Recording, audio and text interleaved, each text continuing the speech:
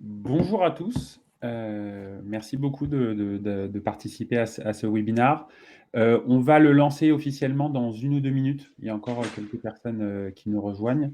Juste dans le cadre un peu générique, pour ceux qui découvrent la plateforme Livestorm et le webinaire. Donc le webinaire sera, enregistré, donc on vous l'enverra par la suite en replay ainsi que le support.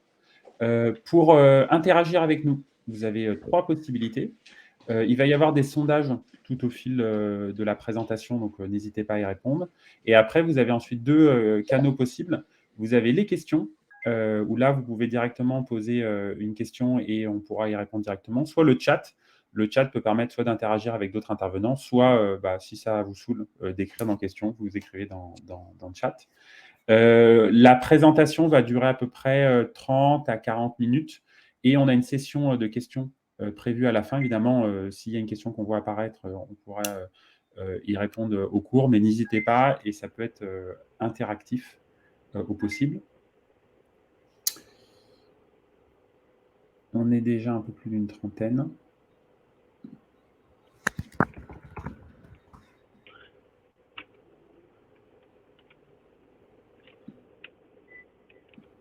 Et si jamais à certains moments durant le webinaire, il y a des problèmes de son ou que vous ne voyez pas, vous l'écrivez, tout de suite, et on essaiera de corriger. Et j'en profite pour rappeler que si, vous souhaitez, hem, avoir des sujets qui seront traités, on essaye avec, Hublot de faire un webinar par mois ou tous les 2 mois. Et si, il y a des sujets qui vous intéressent, n'hésitez pas et vous inquiétez pas si vous avez des questions, très précises, pointues, techniques ou un peu hors et qu'on n'arrive pas à y répondre, durant le webinar, on la note et à ce moment-là, on vous recontacte, par la suite. Il y a déjà des personnes qui échangent dans le chat. Bonjour à tous. Et on a lancé un premier sondage. Vous pouvez répondre, est-ce que vous travaillez dans l'immobilier ou non? Je vous proposais de commencer. Donc, aujourd'hui, on va faire un webinaire, dédié à un sujet qui est un peu pénible malheureusement, les impayés. Et l'objectif de ce webinaire, c'est d'échanger sur, toutes les solutions, possibles, pour cette problématique. Et pour cela, on a, 3 intervenants. On va avoir, Dominique, que je vais présenter un peu plus en détail, de Melting Pot, qui interviendra sur, comment trouver des solutions de garantie, avec son entourage. On aura ensuite Thomas de Smart Garant qui va intervenir pour présenter tout ce qui est possible Bonjour à en termes tous. de garantie, côté bailleur cette fois-ci. Et moi, je vous présenterai la logique d'outils, possibles, que ce soit dans la phase de candidature ou dans la phase de précontentieux qui peut être utilisée pour permettre de gérer cela. Juste, présentation un peu rapide des 3 intervenants et sociétés qui interviennent. Donc moi, très rapidement, c'est Flavien Douetto, je suis cofondateur d'Hublot. Hublot, on a un logiciel de gestion immobilière, où l'idée, c'est qu'on propose un logiciel qui se décline en plusieurs interfaces pour faciliter la gestion locative. On se connecte à des outils, vous avez les éléments en temps réel et l'idée fondamentale, c'est de gagner du temps en évitant de faire des tâches, répétitives ou trop manuelles ou trop papier et de le remplacer par quelque chose qui est, fluide et beau, comme vous pouvez connaître dans d'autres secteurs ou d'autres éléments. Donc, c'est vraiment d'avoir un truc agréable à utiliser pour éviter de faire des choses trop répétitives. Thomas, si tu veux te présenter. Ah, ouais, avec plaisir. Bonjour à tous. Je me présente. Thomas Noras, CEO, cofondateur chez Spigarant. Nous, maintenant, on propose une solution qui passe sur une GLI qui est premium et inversée, et donc qui permet de bénéficier d'une garantie, d'une couverture contre les impayés gratuitement pour le bailleur, puisqu'elle est prise en charge par le locataire directement. On est venu retravailler complètement le projet d'assurance de la garantie loyer impayé pour l'ouvrir à tout type de locataire, donc en passant par les intermittents, les intérimaires, les CDD, donc des profils qui généralement sont exclus de la GLI classique. Et on propose aujourd'hui une couverture allant jusqu'à 100 000 € sans franchise ni carence pour le bailleur. Déjà un peu plus en détail sur ce qu'on propose également pour la suite. Parfait. Dominique. Alors, Melting Pot, c'est une plateforme de garantie collaborative pour garantir soit des loyers impayés, soit l'équivalent du dépôt de garantie. Donc, on a utilisé une technique qui est complètement novatrice, une première mondiale qui s'appelle le crowd pledging, c'est-à-dire l'engagement collaboratif, et qui consiste à garantir un petit morceau d'une garantie globale, mais sans débourser 1 euro lors de la prise à bail. Donc ça, c'est complètement révolutionnaire. Et puis un modèle tarifaire qui est quasi gratuit, c'est-à-dire qu'on prend très peu de frais, juste 20 euros de frais de dossier pour le locataire. Et c'est bien sûr gratuit pour le bailleur. Parfait, merci beaucoup. Avant de lancer dans le vif du sujet, très rapidement, quelques métriques et surtout pour être certain qu'on parle de la même chose et qu'on utilise le même vocabulaire. Donc évidemment, on va parler des impayés. Donc la logique d'impayé, c'est lorsqu'on a un retard sur le paiement. Donc habituellement, on peut considérer 1 mois après la date indiquée dans le contrat de location. Et la difficulté avec un impayé, c'est que en dehors de l'aspect purement financier, c'est vraiment une problématique de temps et de charge mentale associée quasiment pour tout le monde. Donc, c'est quelque chose qui est très pénible. Et ce qu'on constate aujourd'hui, c'est qu'on est dans une tendance plutôt mauvaise sur cette thématique. Pourquoi? On voit qu'il y a beaucoup de dépenses qui augmentent avec l'ensemble des éléments liés à l'inflation. Et donc, on voit que le reste disponible pour la plupart des ménages est quand même en diminution. Et donc, ça se traduit par aujourd'hui une augmentation entre 2019 et 2021 de quasiment 16% des dépenses. Et encore, ça ne prend pas en compte les 6 premiers mois de 2022. On s'aperçoit aussi que face à cette situation certainement un peu pénible, on a de plus en plus de cas qu'on peut qualifier de fraude, mais en tout cas d'omission d'informations dans les dossiers. Et donc, on se retrouve de plus en plus avec cette problématique de comment s'assurer que le dossier que je reçois est véritable par rapport aux ressources indiquées. Et le dernier point, et ça, c'est en fait souvent un problème de connaissance, d'éducation, c'est qu'au final, très peu de gens connaissent réellement les dispositifs d'assurance. Donc, évidemment, il y a certains grands bailleurs qui ont tout un dispositif, mais sur des gens de taille plus réduite, forcément, parfois, c'est pas connu, c'est difficile, on ne sait pas exactement comment ça actionner. Et donc, c'est un des gros enjeux et on sait que dans les prochaines années, les impayés risquent d'augmenter fortement. Et pourquoi, en fait, c'est pénible? En fait, c'est un process qui est hyper long, très long. Donc, ça prend tout de suite, quand on arrive sur une thématique d'impayé et qu'on n'arrive pas à le gérer, c'est des années. C'est des années avec des étapes clés de mise en demeure, d'assignation en justice, d'application ensuite de l'expulsion. Et donc, honnêtement, une fois qu'on est rentré dans cette spirale d'impayé, on raisonne plutôt en années qu'en mois, avec parfois des choses qui sont très compliquées à comprendre, puisque par exemple, ça, c'est un schéma qui essaie d'expliquer les différentes étapes. Et donc, on voit qu'en plus, même si on est dans son bon droit, même si on essaye d'avoir un process bien établi, on est avec un schéma administratif assez lourd, avec des incertitudes, puisque ça reste toujours un process judiciaire à la fin. Et donc, l'objectif aussi qu'on essaie de vous présenter lors de ce webinaire, c'est de démontrer qu'il y a pas mal d'actions qui sont possibles en amont, en aval, pour gérer ça, pour aussi essayer d'éviter d'être uniquement dans ce processus d'expulsion et d'avoir du soutien lors de ces événements pénibles. Un des points aussi que je mentionnais, c'était le fait qu'on est dans une situation certainement sous tension. En fait, ça se traduit de manière assez massive déjà entre les années passées. Donc là, c'est un sondage, une analyse qui est régulièrement produite, qui essaye de suivre le montant des impayés par pays, en sachant que là, c'est un impayé qui inclut pas seulement la gestion locative, mais également les emprunts immobiliers. Mais c'est assez intéressant. Sur la pure gestion locative, on sera certainement plutôt autour de 3% d'impayés. Si on inclut les emprunts immobiliers, on est un peu plus au-dessus. Et la difficulté qu'on a en France, c'est qu'on est déjà un peu dans les mauvais élèves de l'Europe. On reconnaît certains pays du Sud avec nous et on voit que la tendance est assez marquée. Donc, on était déjà sur la tendance 2019-2020 à une augmentation assez forte. Et là, sur le début de l'année 2022, on voit qu'il y a un renforcement. Et donc, c'est un enjeu un peu particulier en France et qu'on sait déjà qu'on est dans une limite en termes de situation économique et de situation d'impayés et que là, les perspectives macro en termes d'inflation ou autres risquent de remettre encore plus sous tension. Donc, il est impératif d'avoir les bons outils et les bons réflexes pour ça. Et donc, en parlant d'outils, de réflexes, ce qu'il faut avoir en tête, c'est que finalement, les impayés, c'est comme la médecine. Il y a deux approches à mettre, souvent en parallèle. Il y a un volet préventif, où là, souvent, on va essayer d'aborder 3 thématiques pour mettre en place cette prévention des impayés.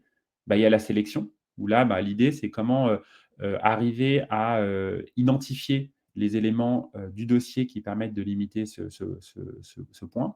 Le deuxième élément, c'est de désactionner tous les dispositifs possibles autour de la caution et de l'assurance de manière facile et en lien avec le profil que je souhaite avoir, mais il faut aussi le connaître, il faut savoir identifier, il faut savoir faire le bon dossier au bon moment. Et après, de manière générale, en prévention, c'est toute la qualité de la gestion locative, c'est-à-dire comment dans mon process, je peux identifier que les pièces sont bonnes, comment dans mon process j'ai identifié les bons éléments et comment dans mon process j'identifie très rapidement des problématiques qui peuvent arriver. Et après, il y a évidemment le volet curatif, où là, l'idée, c'est comment, une fois qu'arrive cette problématique, je sois assez efficace. Donc, on y reviendra un peu sur comment on peut l'actionner, mais aussi sur les outils nécessaires pour arriver à gérer au mieux ce précontentieux et avoir le dossier le plus solide, si nécessaire, pour aller jusqu'à la décision de justice. Et donc, pour commencer et pour rentrer dans le vif du sujet, je vais laisser la parole à Dominique, qui va essayer de nous parler du dispositif qui existe côté résident. Merci Flavien. Donc, je sais que je peux passer les slides moi-même. Que nous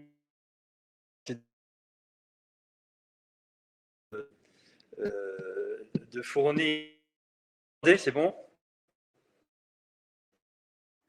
Je crois que Dominique a un petit problème de connexion, donc peut-être que tu peux retirer ta caméra, comme ça le débit sera peut-être un peu meilleur. Voilà. Est-ce que c'est mieux maintenant? Vous m'entendez bien? Oui, c'est mieux. C'est bon? Merci.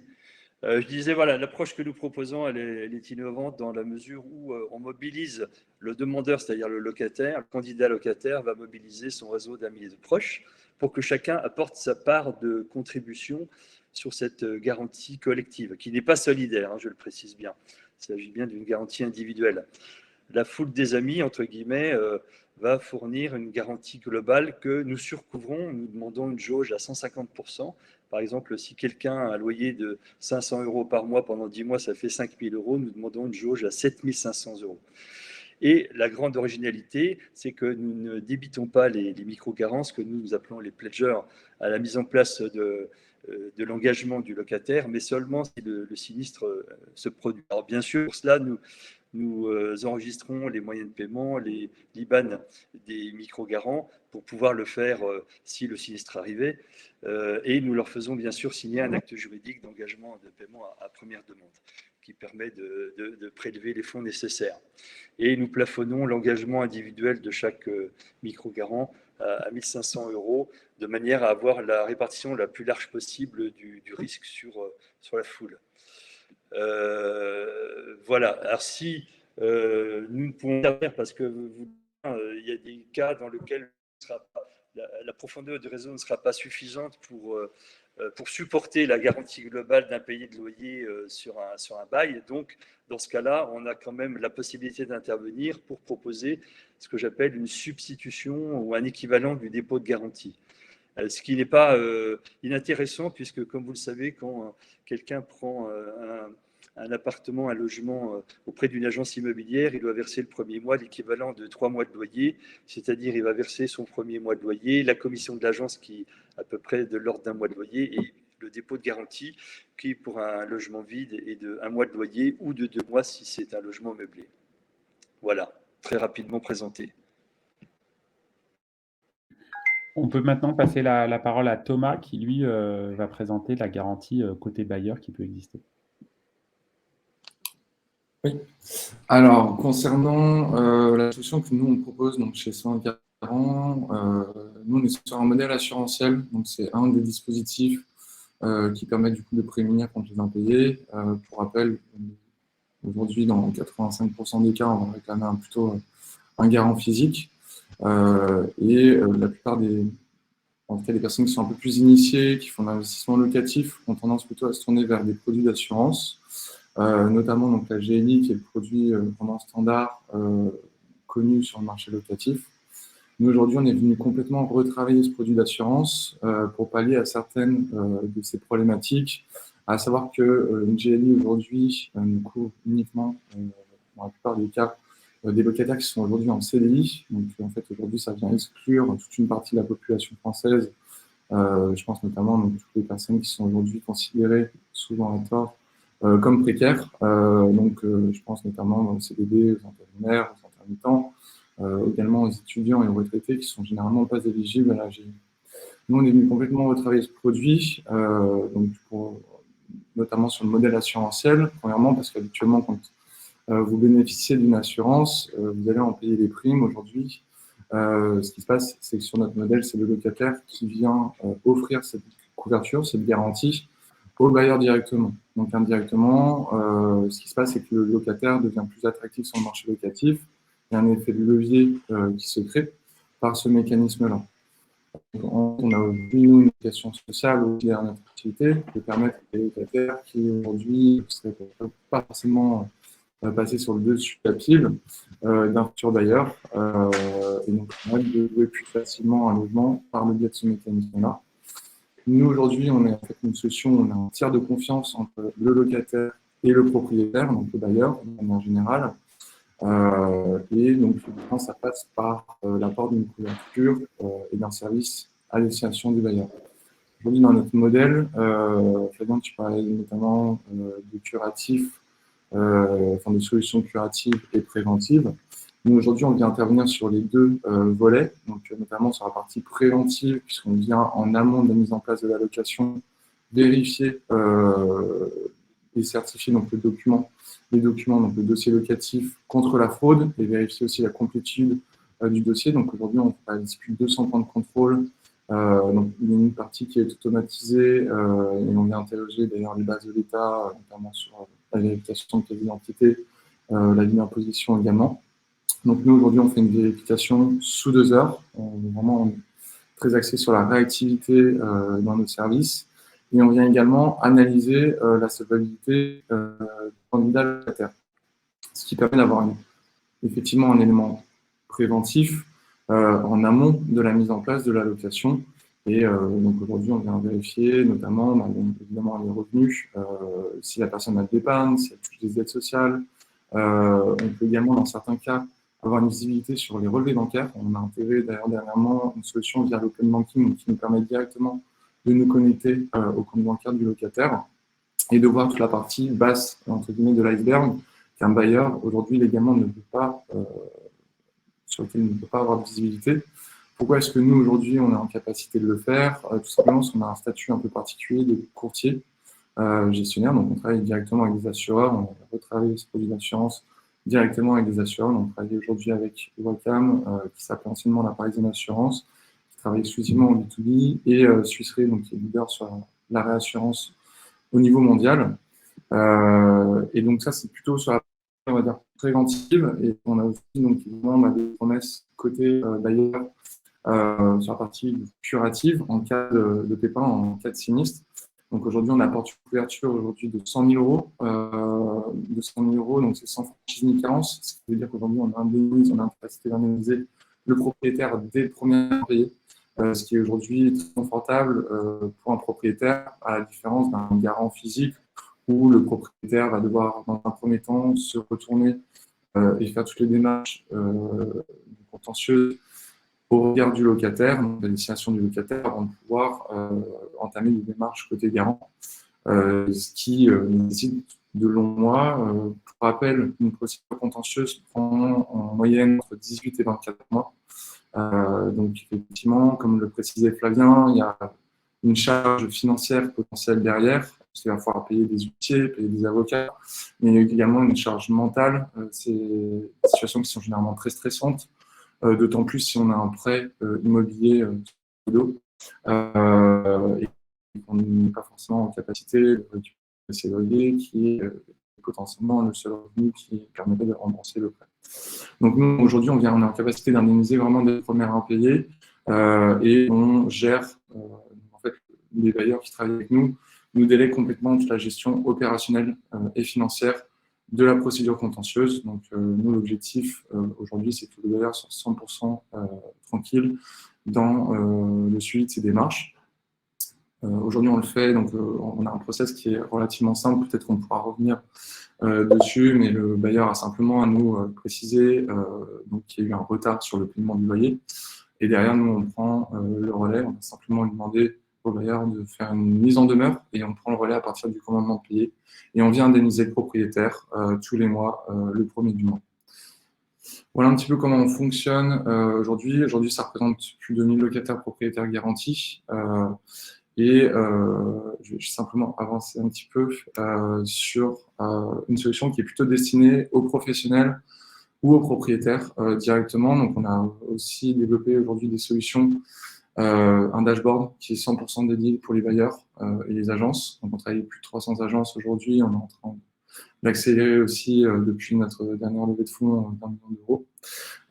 Et un petit dashboard qui va vous permettre de suivre en temps réel les demandes de garantie, l'activation des garanties, déclarer vos signings directement, suivre les retards également, donc suivre toute la procédure en ligne directement et vous permettre d'être accompagné par nos agents. Donc voilà, aujourd'hui, on ne laisse pas à l'abandon, on s'appuie sur de la technologie pour gagner du temps sur certains process, mais il y a de l'humain derrière. On a des super équipes qui sont là pour vous aider dans toute la procédure, vous rassurer sur la bonne réalisation des procédures contentieuses, donc jusqu'à l'expulsion du locataire.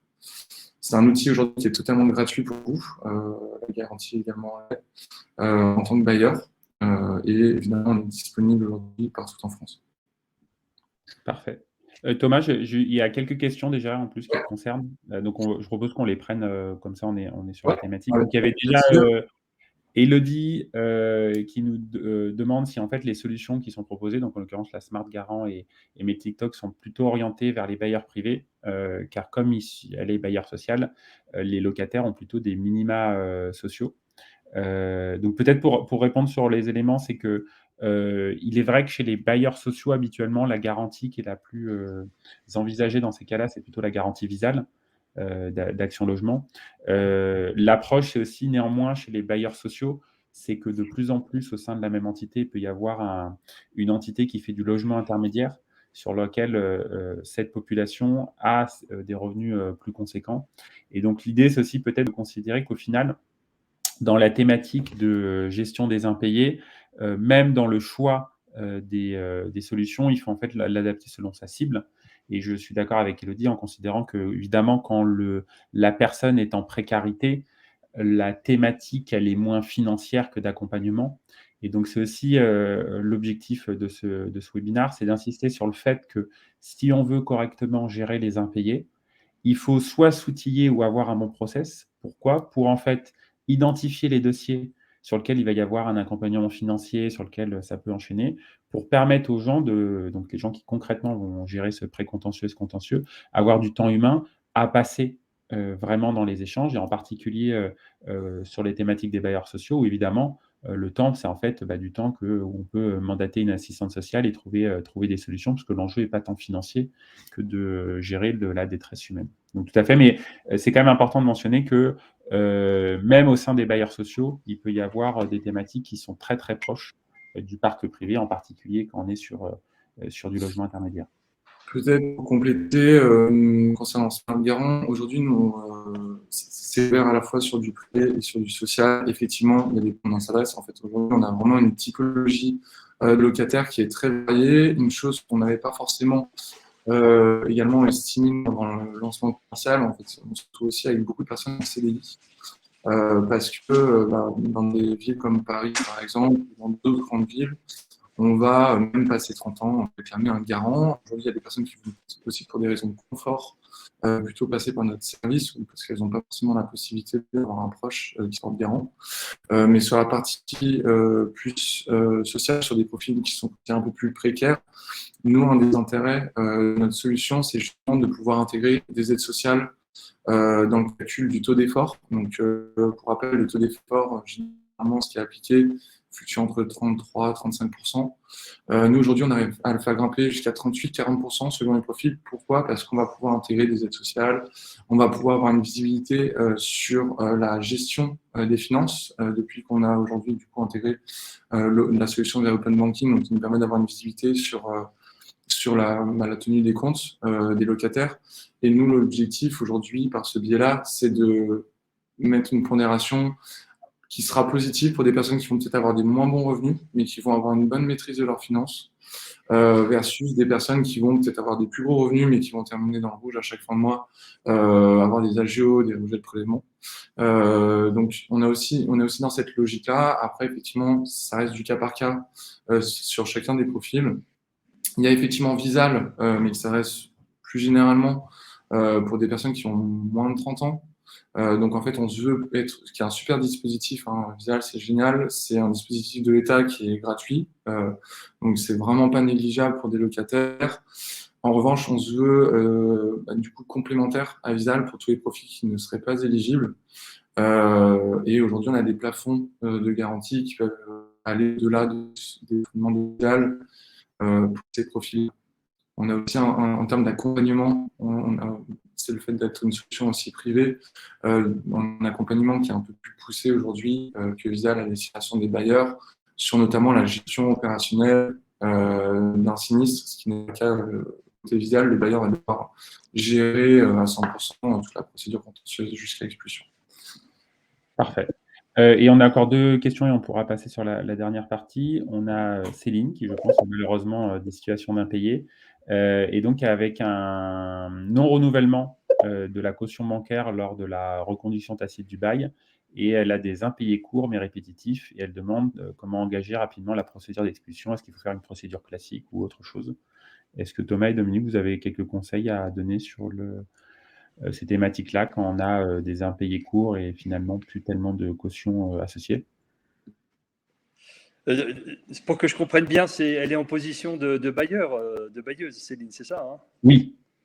Oui. D'accord. Ok. Elle rencontre donc ces impayés, mais pas avec le même locataire, si, ou avec le même locataire qui chute de temps en temps, c'est ça, hein? C'est une reconduction tacite du bail, donc a priori c'est le même locataire, je pense, d'après ce que je comprends. D'accord.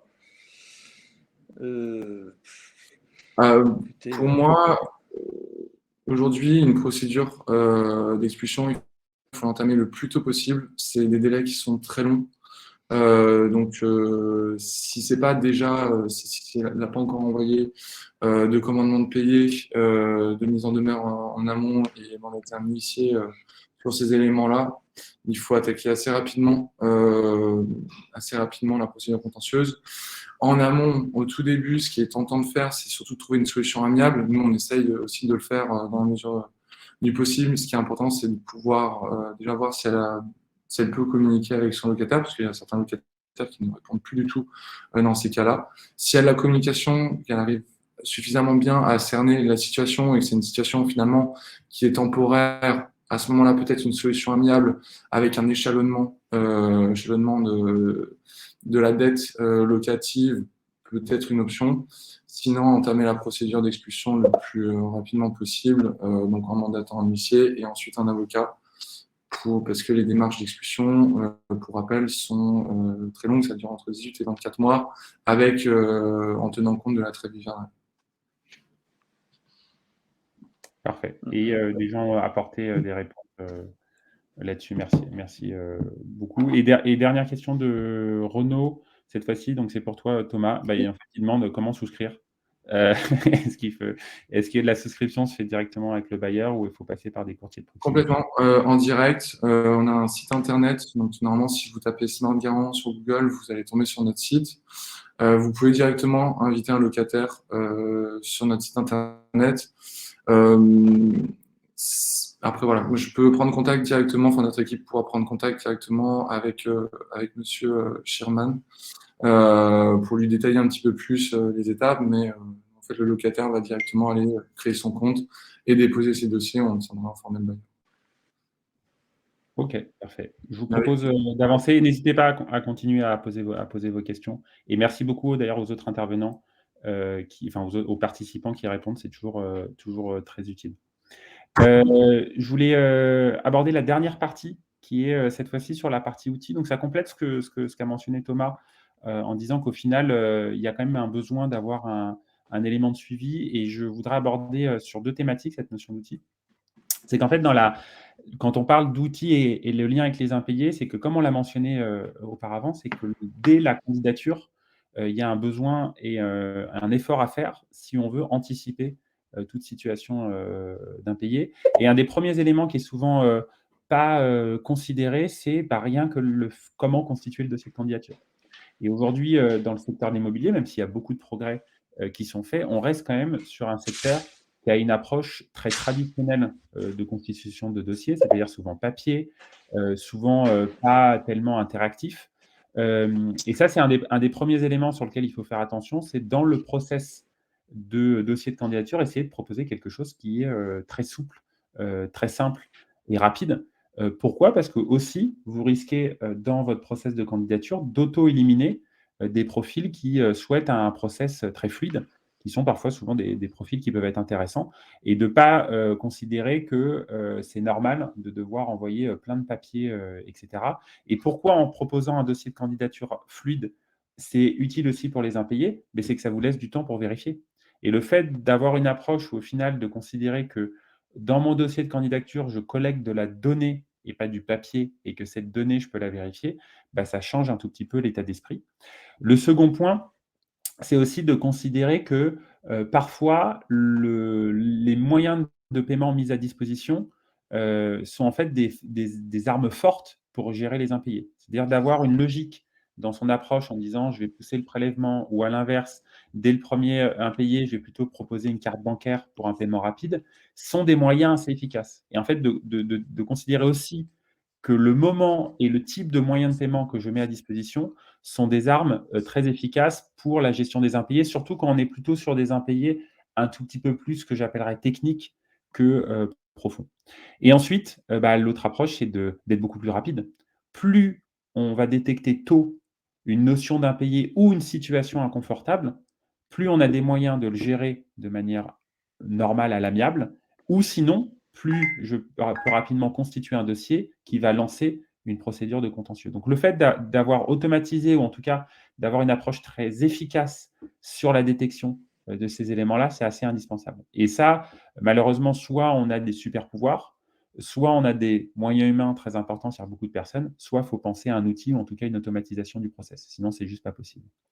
Et dans l'approche, très rapidement, qu'est-ce que ça veut dire en fait d'avoir une approche plus simple de constitution de dossier? Bah, c'est d'avoir une idée où finalement la constitution de dossier, c'est un formulaire qui doit s'enchaîner très simplement, et sur lequel je dois très rapidement retrouver dans un dossier quels sont les garants de manière numérique. Et donc vraiment d'insister sur le fait que ne pas hésiter, vous en tant que client et dans votre recherche démarche, de considérer que dans votre quotidien, vous devriez avoir les mêmes exigences que ce que vous utilisez au quotidien avec Netflix, Instagram, tous les nouveaux acteurs que vous avez dans votre quotidien, où vous voyez bien que l'utilisation est fluide, bah, vous devriez l'avoir dans votre quotidien aussi en tant que bailleur, et surtout le proposer à destination de vos candidats, puisqu'en fait, ça ira beaucoup plus vite dans la constitution, et l'information sera beaucoup plus rapide.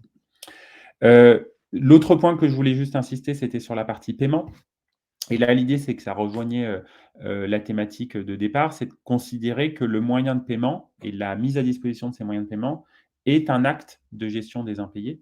Et donc, l'idée, c'est d'arriver à proposer une souplesse éventuelle dans les moyens de paiement, c'est-à-dire de considérer que quand un prélèvement a été rejeté, bah, comment je peux proposer très rapidement peut-être un lien de carte bleue, ou de proposer des nouvelles solutions pour avoir des virements automatiques. Et ça, c'est vraiment dans une démarche. Et ça se passe aussi par une action qui paraît anecdotique, mais d'avoir aussi dans l'interface que vous pouvez proposer éventuellement à vos résidents, que lui-même ait une notification d'impayé. Parce que parfois, la personne n'a pas en tête cela, et le fait qu'il ait une relance automatique sur un paiement qui ne passe pas par un vieux process de courrier papier que personne ne va regarder dans sa boîte aux lettres, mais plutôt dans une logique d'interface, que ce soit de la notif par mail, que ce soit de la notif SMS, fait partie de ces éléments-là. Et donc, ça sous-entend aussi qu'il faut avoir mis en place tout un process de réconciliation, c'est-à-dire d'avoir quelque chose où, dès que j'ai reçu un montant, je suis en capacité de l'attribuer au loyer, et si le montant n'a pas l'air de correspondre, d'avoir un process qui permet de définir est-ce que je lance vraiment le process d'impayé, ou si j'ai eu un montant différent, j'attends quelques éléments, peut-être pour éviter de lancer la cavalerie si on est sur un impayé de 10 € par exemple.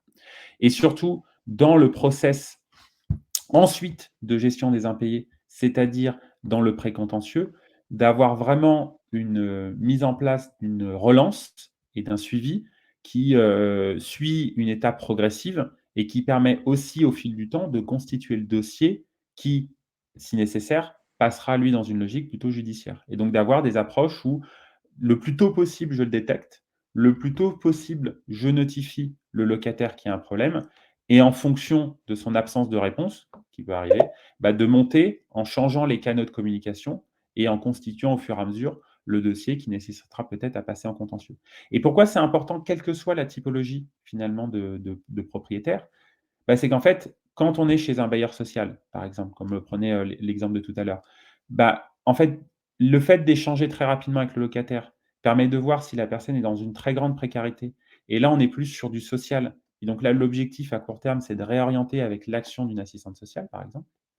Et chez un acteur privé, bah, le plus rapidement je détecte une situation d'impayé, le plus rapidement, bah, je peux, si j'ai mis en place des dispositifs d'assurance, les actionner et surtout le plus rapidement, je peux constituer un dossier qui aura des chances, d'aller dans le contentieux. Et le fait d'avoir un process et d'avoir anticipé les actions que je dois réaliser, ça permet aussi de diminuer un peu la charge mentale parce que je le répète, l'impayé, c'est une situation vraiment horrible et d'ailleurs ça l'est aussi, pas seulement sur la location loyer, hein, ça l'est dans le quotidien d'une entreprise, si on a des clients qui ne payent pas et d'avoir des process mis en place un peu automatisés, bah, ça permet de beaucoup mieux gérer parce que sinon, si on essaye de prendre la montagne d'un coup, bah, on a du mal à le faire et ensuite, côté, cette fois-ci, encore plus grandes entreprises, que ce soit privées ou publiques, le fait d'avoir, un process mis en place très carré permet de gérer les, turnovers d'effectifs. C'est-à-dire qu'il peut arriver parfois que si le process est très manuel et dépendant d'une personne, si une personne quitte l'entreprise,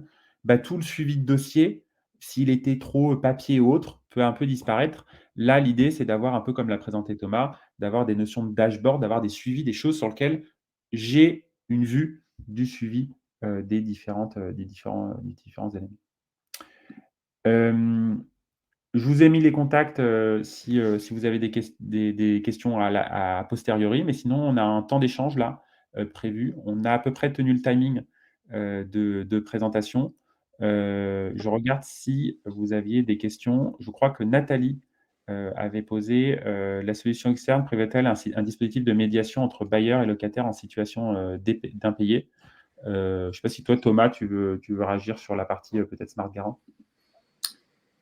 Alors, la question, c'était dispositif de médiation. Alors, nous, en fait, c'est nous qui, ça c'est un petit peu de notre côté, ça va pas forcément concerner directement le bailleur. En fait, la médiation, elle va se réaliser entre nous, puisqu'on est mandaté par le bailleur, et le locataire. En revanche, on tient évidemment à informer le bailleur de l'avancement si on a mis en place un échéancier ou si on avance sur une procédure contentieuse. Nous, on sait que par expérience, on propose, c'est vrai qu'effectivement, je voyais dans les commentaires, réagir sur le fait qu'il y ait une communication ou non avec le locataire. Effectivement, Valérie a très bien réagi. Généralement, s'il n'y a pas de signe du locataire, ça sent mauvais, très mauvais. Mais on essaie évidemment de mettre en place des solutions amiables. Mais par expérience, nous, on lance dans tous les cas les procédures, quitte à les arrêter si finalement on voit qu'il y a de l'amélioration, qu'il y a de l'échange, que la médiation peut fonctionner. Mais par expérience, il faut dans tous les cas lancer la procédure contentieuse. Parfait. Il y avait une question, dont tu as répondu, mais je crois qu'on a quelqu'un qui, travaille au Sénégal et qui Oui. demandait s'il y avait des modèles types. Alors pour être honnête, côté Hublot, on n'a pas de clients au Sénégal. Il y a des projets, hein, de logement intergénérationnel dans plusieurs pays d'Afrique, mais pas au Sénégal. Je ne sais pas si toi, Thomas, tu as des éléments, dessus? Non, du tout. Il y avait une question au-dessus, enfin aussi au-dessus. Nous, alors pour l'instant, on travaille uniquement que pour des locations en France. Voilà. Il y a d'autres perspectives d'évolution dans des pays limitrophes, mais pour l'instant, on se concentre sur la France. Et j'ai oublié de préciser aussi, dans la démarche des contentieux, donc là, n'hésitez pas, à avoir toujours un appui juridique. Donc là, j'ai vu des juges en répondre, mais c'est important. Donc quand vous êtes un bailleur, vous avez forcément un département juridique, mais quand vous êtes un individu, vous pouvez aussi évidemment pour la constitution du dossier, passer plutôt, par des avocats. Il y a des avocats qui sont, ultra spécialisés là-dedans et ça peut quand même être utile. Vraiment l'approche de charge mentale peut être, assez importante. Et ce que précisait aussi Valérie à l'instant, c'est que c'est vrai que c'est un marathon malheureusement, surtout dans le contentieux. Donc les délais de traitement en fonction des tribunaux peuvent varier énormément.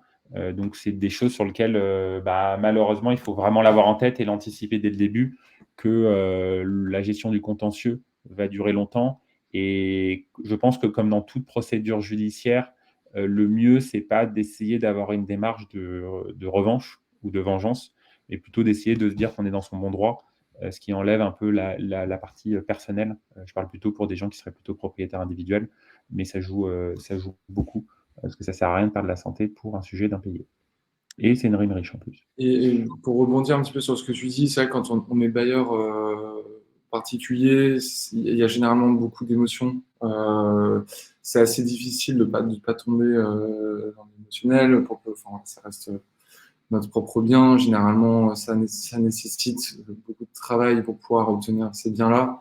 Donc, c'est des situations qui sont très difficiles. Et c'est bien, effectivement, d'avoir un tiers de confiance là-dessus pour désamorcer des situations qui peuvent très vite partir dans du conflictuel. Et surtout, ne pas vouloir agir seul, mettre à la porte un locataire, parce que vous serez dans votre tort. Donc, c'est bien de se faire accompagner, comme tu disais, Florent, par des personnes qui connaissent, que ce soit sur du juridique, que ce soit dans la gestion de la procédure de manière générale. Et effectivement, ouais, je vois Valérie qui réagit. Pas culpabiliser, mais effectivement. Et voilà, c'est bien de se faire accompagner là-dessus parce que c'est très facile de tomber dans l'émotionnel. Et juste quelques éléments, on a fait donc des sondages au fil, juste très rapidement. Donc, on est plutôt des personnes qui travaillent dans le secteur de l'immobilier. Bon, c'est plutôt bien, heureusement. Finalement, on voit que sur la connaissance des dispositifs, c'est assez mitigé. Il y a une très courte majorité qui connaissait, mais on voit que ça reste toujours un sujet un peu obscur. Ce qui est intéressant, c'est que là, durant le webinaire, on a fait connaître Melting Pot et Smart Garant. Donc, et c'est un des objectifs aussi d'organiser des webinaires. C'est aussi de présenter soit des nouvelles solutions, soit des nouveaux cas pour continuer à faire découvrir des choses innovantes sur ce secteur. Les gens ont assez peu eu recours à une GLI. Et Hublot, on est un peu plus connu. Alors, je pense que j'ai même voté pour moi. Donc, voilà. Je le fais depuis le lycée. J'ai toujours voté pour moi pour les délégués du personnel. Bravo. Je vais le faire. Je ne vais pas lâcher ce point-là. Donc, je remercie. Il y a Nathalie qui vient de poser une nouvelle question. Et elle le demande cette fois-ci sur la thématique des bailleurs sociaux. Est-ce qu'on a un retour d'expérience sur la solution de recouvrement et autres? Donc, je ne sais pas si Thomas, tu as un élément. Je pourrais apporter Alors, avec un bailleur social, alors la question c'est comment un retour d'utilisation sur les états autonomes. Alors en fait, nous la démarche, que ce soit pour un bailleur social ou pour une autre typologie de bailleur, va être grosso modo la même. Hein. Donc ça, c'est effectivement, ça se passe de notre côté. On va mandater quelles sont les démarches. Nous, aujourd'hui, on va demander aux bailleurs de nous prévenir le plus tôt possible. Ce qui avait été précisé effectivement au début du webinaire, nous aujourd'hui, on considère un impayé à partir du moment où, par exemple, si on prend un exemple très concret, si la date d'exigibilité du loyer est au 1er janvier, jusqu'à la fin du mois de janvier, on va considérer ça comme un retard de paiement. Et à partir du début du mois de février, à ce moment-là, ça sera considéré comme un impayé. Donc ça, c'est une définition qui est vraiment générale. À partir du moment où il y a un retard, nous on demande à n'importe quel type de bailleur de nous prévenir le plus tôt possible pour qu'on puisse réagir très rapidement, prendre contact avec le locataire en question, et ensuite on va demander au bailleur d'envoyer une mise en demeure. À partir de là, c'est nous qui prenons la main. Donc c'est-à-dire qu'on va mandater un huissier, envoyer les commandements de payer, et ensuite faire toutes les procédures. Donc on travaille aujourd'hui avec des avocats qui sont spécialisés là-dessus, des juristes, et qui vont mener donc la procédure d'expulsion à terme. Donc, on vous tiendra au courant évidemment sur la suite des événements. Et Nathalie, pour côté un peu plus Hublot, donc nous, on accompagne des bailleurs sociaux. On va être assez présent plutôt aujourd'hui sur le logement intermédiaire, que c'est aussi une thématique un peu forte. Et après, pour répondre à votre question, on va avoir des impacts, et donc tout en France, et on en a, je sais pas, j'ai pas vu des clients dans la liste, mais peut-être des futurs clients, n'hésitez pas. Et sur la manière, en fait, on va avoir un impact et des métriques sur plusieurs sujets. On va avoir un impact sur les moyens de paiement. C'est qu'en fait, comme nous, on propose un outil qui est plutôt en ligne, sur lequel on peut payer, on peut gérer les moyens de paiement, bah, ça va faire en sorte qu'on va diminuer, par exemple, les paiements par chèque ou même parfois des mandats cash qui pouvaient exister. Donc, on se retrouve avec une décomposition des moyens de paiement qui sont un peu plus simples et plus sûrs, entre guillemets, pour faire le suivi. Donc, ça, c'est le premier effet. Donc, on a un effet sur les moyens de paiement. On va avoir ensuite un effet sur le délai de réconciliation. C'est qu'aujourd'hui, bon, c'est assez variable en fonction des clients, mais on va avoir entre 15 et 30%, par exemple, des paiements qui sont par virement.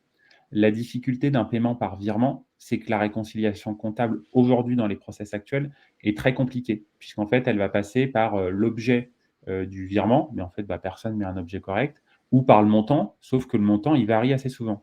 Par l'IRL, une fois par an, certes, mais il y a des régules, vous rajoutez un digic, enfin, il y a pas mal de choses qui vont faire en sorte que la quittance varie et que donc le montant varie d'un mois sur l'autre. Et donc, on se retrouve avec des gens qui impriment des PDF ou qui ont des suivis et qui regardent et qui mettent plusieurs semaines parfois pour identifier une problématique d'impayé sur tous les virements. Et donc, nous, ce qu'on met en place, c'est que notamment sur les virements, on propose une notion d'IBAN virtuel où en fait, il y a un compte virtuel associé par contrat de bail qui permet, dès le lendemain de la paiement théorique de la quittance, de savoir si la personne l'a fait ou non et d'identifier ce qui a été payé, ce qui permet d'aller beaucoup plus vite. Et donc, on a cette action de rapidité de réconciliation et ensuite de gestion des éléments. Par contre, je n'ai pas des métriques là à ma disposition pour démontrer la variation des traitements.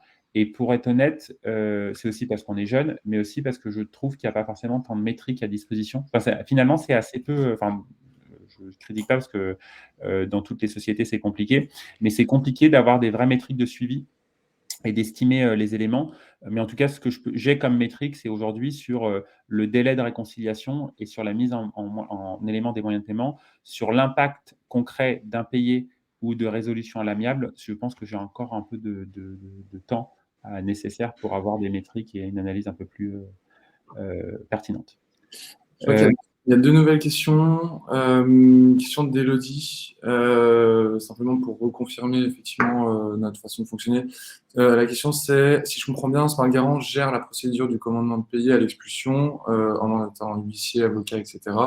en lieu et place du bailleur, et le coût pour le bailleur est de combien? Donc 0 €. Effectivement, c'est exactement ça. Nous, on prend même dans tous les cas, nous, on est en contact dès la mise en place de la garantie, donc en amont de la mise en place du contrat de bail. Donc, dans tous les cas, nous, on fait des points de suivi réguliers avec nos bailleurs pour savoir si effectivement il y a un bon paiement du loyer. Et effectivement, c'est totalement gratuit et on se charge de toute la procédure d'expulsion vraiment à 100% à partir du commandement de payer. La seule chose que nous, on va demander aux propriétaires, aux bailleurs, c'est de nous déclarer le retard de paiement, de déposer un dossier de sinistre. On l'a réduit vraiment au strict minimum et de replanter simplement tous les mois. Voilà, s'il y a eu un paiement total, partiel ou complètement s'il n'y a pas du tout de paiement. Et nous, on viendra compléter, s'il y a eu un paiement partiel du loyer, on viendra compléter de la différence. S'il n'y a pas du tout de paiement, on viendra indemniser du montant du loyer.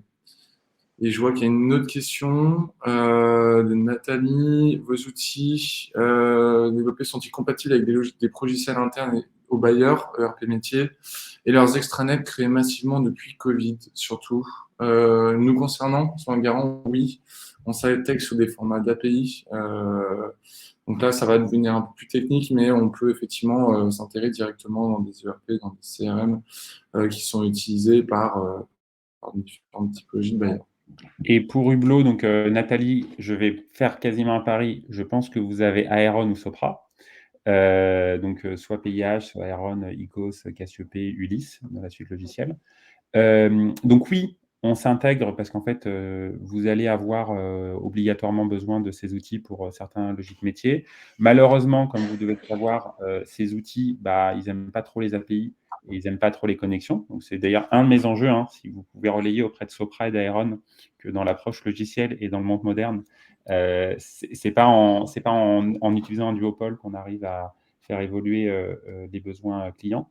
Et sur la thématique, quel est l'enjeu qu'il y en a, et c'est bien Nathalie que vous mentionnez, c'est qu'il y a beaucoup de travail qui a été fait sur l'extranet.